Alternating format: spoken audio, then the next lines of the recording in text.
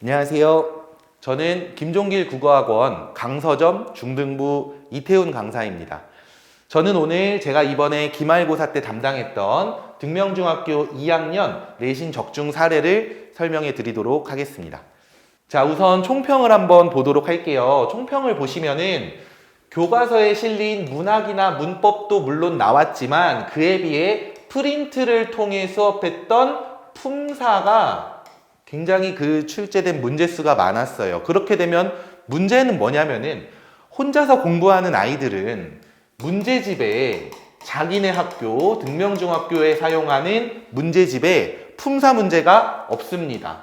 그럼 어떻게 공부를 해야 될까? 학교 프린트를 또 보고 또 보고 또 보는 수밖에 없겠죠. 근데 그렇게 되면은 물론 암기는 되지만 문제에 적용하는 연습이 잘 안 되다 보니까 혼자서 공부하기에는 굉장히 어렵지 않았을까 한번 그런 생각을 해봤습니다. 그러나 우리 재원생들은 상대적으로 아무래도 상위권일 수 있었던 건 어떤 거냐? 제가 여러 가지 이제 뭐 품사에 대한 문제를 고등학교 내신 난이도로도 가져오고 또 중학교 난이도로도 가져와서 다양한 문제를 풀려서 시험을 보게 하다 보니까 아무래도 품사 문제로 인한 어려움을 크게 느끼진 않았다. 이렇게 얘기를 했던 것 같아요. 자, 그러면 다음 이제 문제로 한번 가보도록 하겠습니다. 문제를 먼저 보시면 이제 첫 번째로는 먼 후일이라는 작품에 대해서 말하는 이에 대한 설명, 그러니까 작품에 대한 이해를 묻는 문제였어요. 자, 여기 보시면은 애상적 분위기임을 그리워하는 정서라고 했습니다. 이런 것이 느껴진다라고 했는데 1번 문제의 답이 되는 5번을 보시면 당신은 그리워하는 대상이다 라고 콕 집어서 말을 하고 있습니다. 그래서 알맞은 설명이 될 수 있겠죠. 그리고 참고로 애상이라는 말은 쉽게 말하면 슬픈 분위기, 슬픈 감정을 생각해 주시면 될 것 같아요. 자, 그리고 오답 선지 중에서 2번 선지 같은 거, 말하는 이는 당신을 질책하고 있다. 여기서 말하는 질책이라는 것은 뭐 꾸짖음이라든지 원망이라든지 이런 부정적인 감정과 관련이 있는데요. 여기 보시면 떠나간 님을 원망하고 있다와 같은 것은 정답이 아니다라는 부정적인 감정이 드러나면 틀렸다라는 것까지 제가 설명을 해드렸습니다. 자, 그러면 다음 문제로 가보도록 하겠습니다. 네, 다음 문제 보시면은 이형기 시인의 낙화라는 작품에 대한 문제였는데요.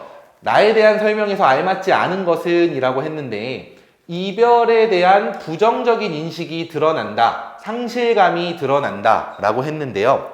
그 내용이 어떻게 틀렸냐, 여기 보시면은 이별은 슬프고 힘들어, 처음부터 깊이 사랑하지 않는 게 좋다 라는 식으로 이렇게 이별을 거부하는 태도 또는 영원한 사랑만을 원하는 모습이 나오면 틀린 것이다 라는 얘기를 해드렸어요. 그래서 아이들이 이 내용을 기억해서 문제를 이렇게 잘 맞춰준 것 같아요.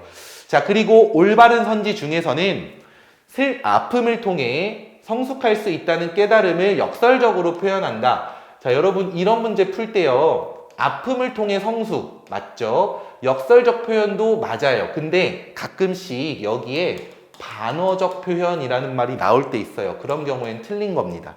그 내용이 여기에 나와 있는데요. 결별이 이룩하는 축복에서 역설법이 쓰였다라는 언급해드렸고 그 다음에 이별을 통해 성숙을 이룰 수 있다라는 얘기도 이렇게 빨간 글씨로 강조해서 해드렸어요. 그리고 반어법이 쓰였다고 한다? 그러면 틀릴 수도 있다라는 말씀까지 드렸습니다. 자, 그러면 다음 문제로 가보도록 하겠습니다. 네, 다음 문제는 양반전에 대한 내용인데요. 본문 중에 A 부분에서 풍자하고 있는 내용, 그래서 A가 드러나는 부분을 캡처를 했고요.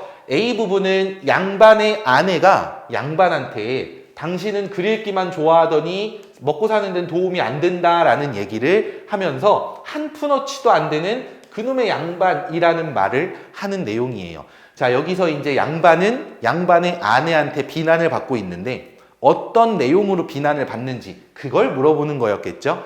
그랬을 때 일단 여기 설명을 보시면은 아내는 생활 능력을 중시하며 무능한 양반, 경제적으로 무능한 양반을 굉장히 비판한다. 그렇게 하는 작가의 목소리를 드러내고 있다라는 설명이 있었습니다.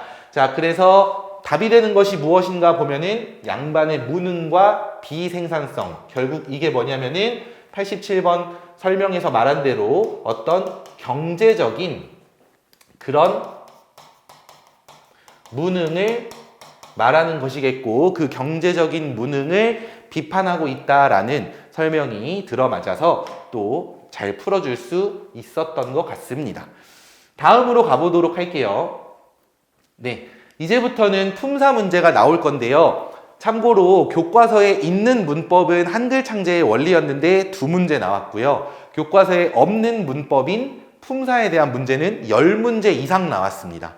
자, 보실게요. 체언에 대한 설명으로 알맞지 않은 것은 이라는 말이 나왔는데, 체언의 특성을 제가 이렇게 따로 설명을 했습니다. 예를 들면은 1번에 조사와 결합할 수 있다. 여기 빨간 글씨로까지 이렇게 표시되어 있는 조사와 결합이 가능하다. 이런 것들로 이렇게 짝을 맞출 수 있었을 거고, 그 중에 여기에서 설명하지 않은 엉뚱한 설명에 해당하는 2번 문장에서 사용될 때 형태가 변한다. 이것은 용언에 대한 설명이에요. 동사나 형용사를 합쳐서 용언이라고 부릅니다. 그래서 아이들은 이제 뭐 체언에 대한 게 사실은 프린트의 내용을 암기만 해도 물론 이해할 수도 있었겠죠. 푸는 친구도 있었겠죠. 하지만 저희는 이렇게 따로 자료를 구성해서 같이 빈칸을 채우면서 공부를 했고, 그러면서 아이들이 놓치는 부분이 없도록 신경을 썼습니다. 이 빨간색 글씨는 교사용이라서 있는 거예요. 자, 그러면 다음 문제 보도록 하겠습니다. 다음 문제는 대명사가 아닌 것은 이라고 하는데요. 한번 어떤 것들에 표시되어 있나 보면은 이, 여기, 저것, 너, 나 이렇게 5개가 있어요. 그런데 여러분들 보시면 너랑 나는 영어에서도 대명사라고 표시를 많이 하기 때문에 여러분들의 입장에서는 그렇게 낯설진 않을 거예요. 그럼 헷갈리는 거는 요 3가지인데 이, 여기, 저것 굉장히 비슷해 보이죠? 어떻게 구분할 수 있었느냐? 보시면 여기에 그 답이 나와 있어요. 뒤에 조사가 붙어 있거나 붙을 수 있는 상황이다. 대명사. 조사가 붙을 수 없다. 체언이 온다. 관형사. 이렇게 얘기를 해줬는데 보시면 답이 되는 1번 이라고 하는 녀석은요. 자, 이 길목이라는 말에서 길목은 명사이고요. 이라는 말은 이 사이에 뭐 예를 들면 은이나 는 같은 말이 들어갈 수 없죠. 은이나 는 같은 조사가 들어갈 수 없어요. 들어가면 어색합니다. 그래서 이 녀석은 관형사구나 라는 거를 이 문제를 푼 학생이 잘 맞춰준 것 같고요. 다른 여기나 저것을 보면은 에서라든지 이라든지 이런 조사가 붙어있기 때문에 대명사라고 볼 수 있다. 이렇게 생각해 주시면 될 것 같아요. 네, 이렇게 관형사와 다른 품사의 구별이라고 배웠지만 대명사에 대한 문제에서 도움이 될 수 있었고요. 저희는 관형사뿐만 아니라 여기 수사와 관형사죠. 네, 수사와 관형사의 비교에 대한 것도 같이 공부를 했었고, 만약에 이런 문제가 나왔더라도 아이들의 입장에서 풀어낼 수 있었겠죠. 그리고 이렇게 문법을 열심히 공부하는 것은 굉장히 중요한데 왜 그러냐면은 나중에 고등학교에 가게 되면 아이들이 물론 뭐 문학도 배우고 비문학 독서도 배우겠지만 문법 문제가 굉장히 중요하게 작용을 해요. 왜 그러냐면은 문법 문제 같은 경우에 출제되는 비율이 일반적으로 가장 높습니다. 일반적으로. 그러니까 문학 작품은 뭐 예를 들어서 20개의 문학이 교과서에 실려 있다. 그 중에서 5개 정도가 시험에 나오죠. 문법은 한 3파트가 들어있다. 3파트가 다 나오는 경우가 굉장히 많아요. 그리고 중등 내신에서도 이제 중간고사가 대부분은 사라지고 기말고사만 보게 되면서 아무래도 학교에서 이제 문법을 안 하는 경우가 없게 된 거죠. 여러분들이 중학교에서 배우는 문법이 그러니까 학교에서 배우는 문법이 시험에 대부분은 반드시 나온다고 봐도 되고, 그렇다면 문법은 출제 비율이 중등에서도 고등에서도 높은 게 됩니다. 그래서 이번에도 품사 문제가 외부 지문이었던, 외부 문법이었던 품사 문제가 굉장히 많이 나온 것처럼 앞으로도 문법은 계속해서 내신에서 중요한 어떤 작용을 할 거예요. 그래서 저희는 이렇게 문법에 대한 어떤 그 대비를 더 철저하게 해드리고, 당연히 다른 작품에 대한 것들, 그 문학 작품에 대한 것들도 철저한 대비를 해드려서 여러분들에게 좋은 성적을 약속을 드리겠습니다. 이번에 시험을 본 친구들도 이렇게 공부를 따로 한 부분들이 아무래도 좀 도움이 많이 됐다라는 얘기를 들어서 아이들도 너무 좋아했고 저도 뿌듯했던 그런 기억이 있어요.